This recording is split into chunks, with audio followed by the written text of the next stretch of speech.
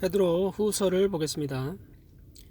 베드로 후서의 핵심 주제는 첫째로 신앙 성장, 그리고 거짓 교사에 대한 경계, 또 예수 그리스도의 재림에 대한 것을 짤막하게 다루고 있습니다. 보통 성경에 설명이 있는 경우 성경책 앞에 서두에 볼 때 저자부터 해서 기록 연대, 핵심 주제, 내용 등을 간략하게 소개를 합니다. 성경 외에 주석 성경이나 주석들을 볼 때 이게 조금씩 차이는 보이는데, 어떤 성경은 베드로 후서의 저자 역시 베드로이다. 왜냐하면 전서가 베드로이니까 후서도 당연히 논리적으로 베드로고, 무슨 논리입니까? 베드로 후서 3장 1절을 보니 사랑하는 자들아, 이제 이 둘째 편지를 너에게 쓰노니 이 편지로 너희의 진실한 마음을 일깨워 성장하게 하여, 이 논리입니다. 그리고 또 과거에 오리겐이라는 유명한 학자의 주장도 있고 그러니 맞다고 합니다.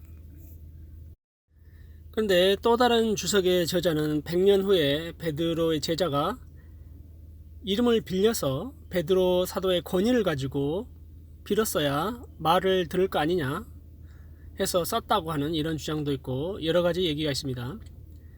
성경의 역사적 사실을 파헤치다 보면 이런 연구를 합니다.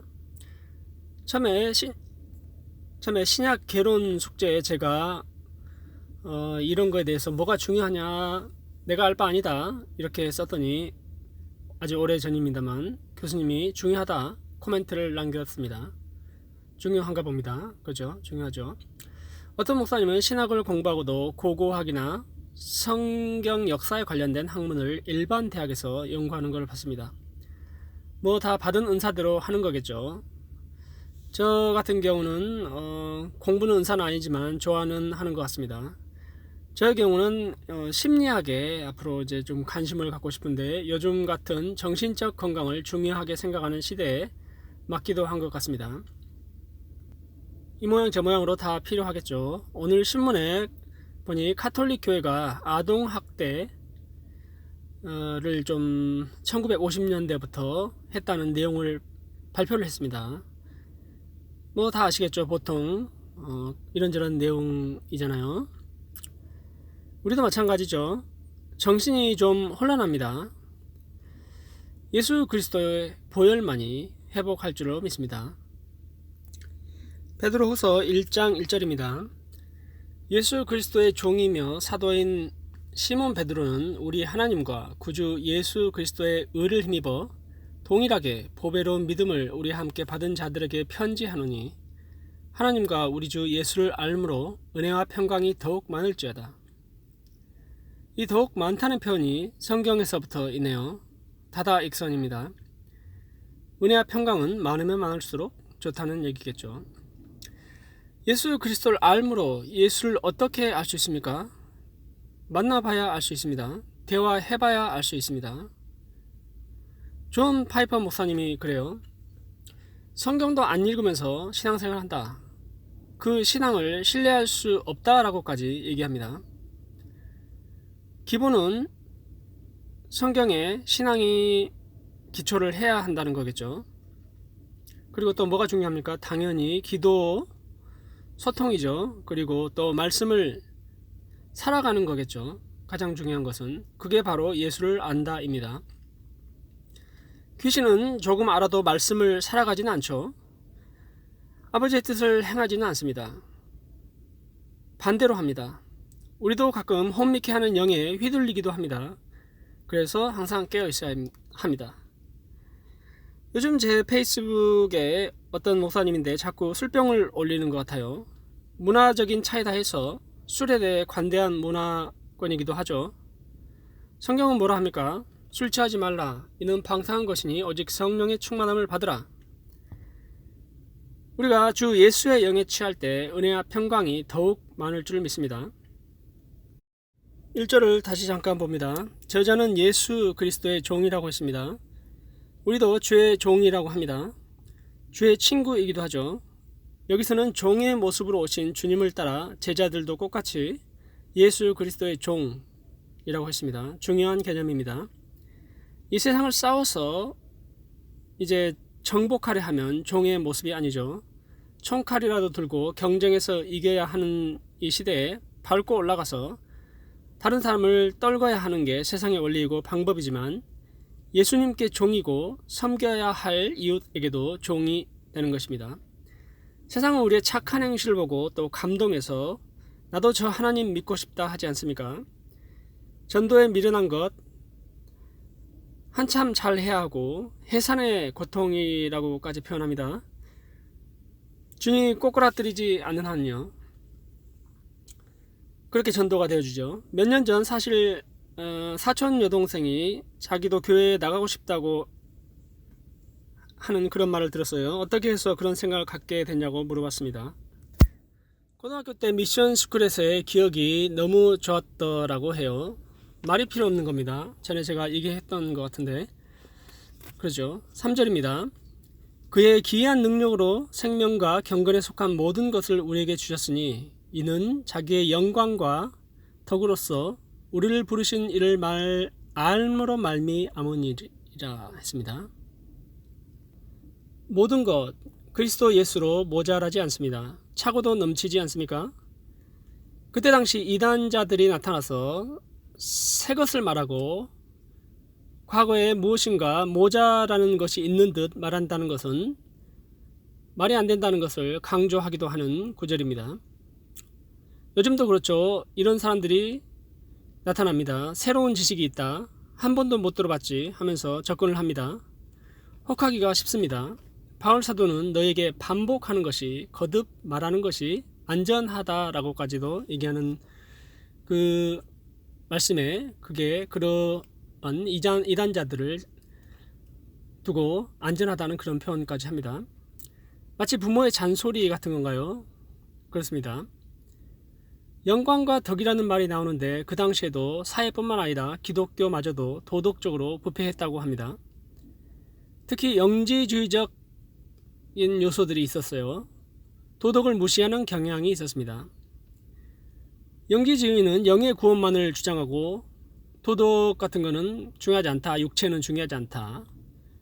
뭐 그런 얘기를 하죠. 요즘도 예수 믿고 구원받으면 됐지 땡이지 교회 좀 나가주고 뭐 마음의 안식도 좀 얻고 천국 보험이라도 좀 넣어놔야 되지 않나 하는 풍조이기도 한 것 같습니다. 그러나 하나님이 우리에게 원하시는 모습은 4절입니다. 이로써 보배롭고 지극히 큰 약속을 우리에게 주사 썩어질 것을 피하여 신의 성품에 참여하는 자가 되게 하려 하셨으니 세상의 도덕보다 그 무엇보다 상위의 성품 하나님의 성품에 참여하는 영광을 누리게 됩니다. 그러므로 그리스도인이냐 세상 사람이냐의 판가름이 기준은 어디에 소망을 두느냐 썩어질 것에 목매고 있고 그것이 기분과 감정과 행복을 좌우하면 속는 겁니다. 가끔 넘어지기도 합니다. 다시금 일어서서 신의 성품에 참여한 썩어질 것을 피하여 신의 성품에 참여한 자가 되어져야 할 것입니다. 5절에 이제 그러므로 해야 할 것이 있습니다. 힘쓸 것이 있습니다. 주님이 다 알아서 하고 하시니 가만히 있는 게 아닌 우리의 몫은 힘써 너희 믿음의 덕의 지식을 지식의 절제를 절제의 인내를 인내의 경건을 경건의 형제 우애를 형제 우애의 사랑을 더하라 했습니다. 8절에 이런 것이 너희에게 있어서 흡족한즉 너희로 우리 주 예수 그리스도를 알기에 게으르지 않고 열매 없는 자가 되지 않게 하려니라. 게으르지 않으면 어떠한 성령의 열매라도 맺는다는 거죠. 성령의 열매가 있지 않습니까? 거기에 이제 성령께서 사역을 가능케 하시고요. 반대로 9절에 이런 것이 없는 자는 맹인이라 멀리 보지 못하고 그의 예체가 깨끗하게 된 것을 잊었느니라. 그러므로 형제들아 더욱 힘써 너희의 부르심과 택하심을 굳게 하라. 너희가 이것을 행한즉 언제든지 실족하지 아니하리라. 죄를 짓지 않는 하나의 방법은 계속해서 선을 행하는 것입니다. 죄를 지을 틈이 없는 겁니다. 보통 맨날 뒹굴고 할 일 없을 때 뭔가 죄가 싹트죠. 가만히 있으면 되는데 긁어 부스럼 만들고 문제를 만들고요. 일을 만드는 자가 됩니다.